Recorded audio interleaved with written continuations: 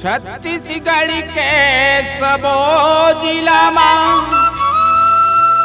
होते है तोरे चर्चा औ गजब सुघर तहावच कही की मिलत सुघर दर्जा। छत्तीसगढ़ भर तोला एक नंबर कथे वो ब्यूटीफुल। छत्तीसगढ़ भर तोला एक नंबर कथे वो ब्यूटीफुल। कहूँ आ जाबे तो बिलासपुर माँ हल्का मचहीऊ।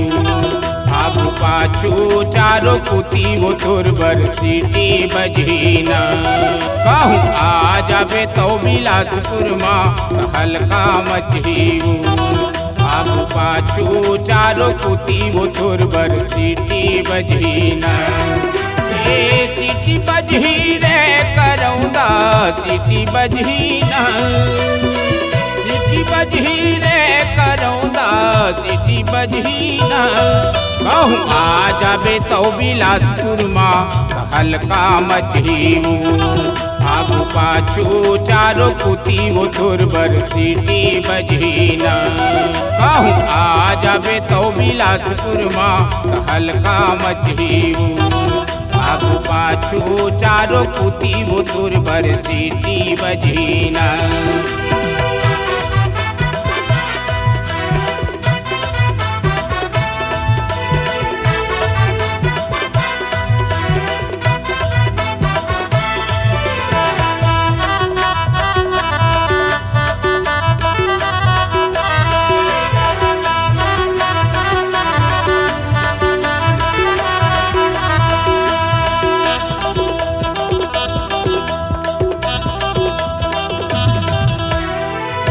जिला श्री देवी कथे तोला दुर्ग जिला है करिश्मा।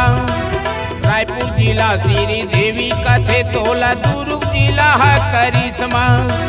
राजनांदगांव जिला काजोल कैथे मुंगेली जिला है करीना। राजनांदगांव जिला काजोल कैथे मुंगेली जिला है करीना। छत्तीसगढ़ भर तोला एक नंबर कथे वो ब्यूटीफुल। छत्तीसगढ़ भर तोला एक नंबर कथे वो ब्यूटीफुल। कहूँ आ जाबे तो बिलासपुर माँ हल्का मचहीऊ। आगू पाछू चारों कुती वो तोरबर सीटी बजहीना। कहूँ आ जाबे तो बिलासपुर माँ हल्का मचहीऊ। आगू पाछू चारों कुती वो तोरबर सीटी बजहीना।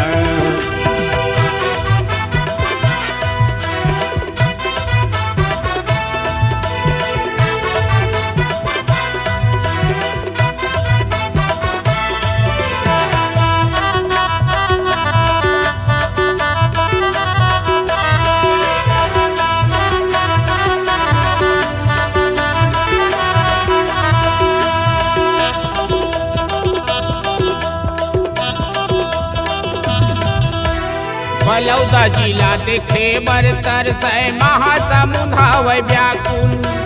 बलौदा जिला देखे बरतर से महासमुंद हवै व्याकुल। कोरबा जिला तोरे रास्ता जो हत है अंबिकापुर है आगू। कोरबा जिला तोरे रास्ता जो हत है अंबिकापुर है आगू। छत्तीसगढ़ भर तोला एक नंबर कथे वो ब्यूटीफुल। छत्तीसगढ़ भर तोला एक नंबर कथे वो ब्यूटीफुल। कहूँ आ जाबे तो बिलासपुर माँ हल्का मचहीऊ। आगू पाछू चारों कुती वो तोरबर सीटी बजहीना। कहूँ आ जाबे तो बिलासपुर माँ हल्का मचहीऊ। आगू पाछू चारों कुती वो तोरबर सीटी बजही रे।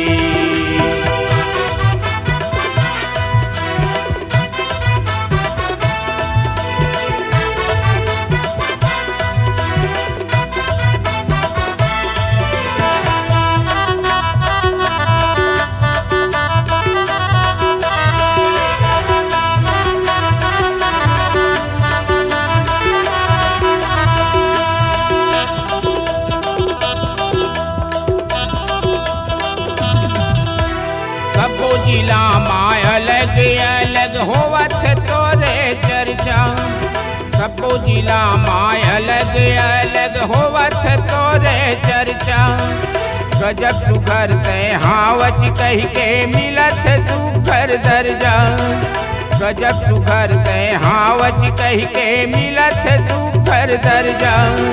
छत्तीसगढ़ भरी तोला एक नंबर कथे वो ब्यूटीफुल।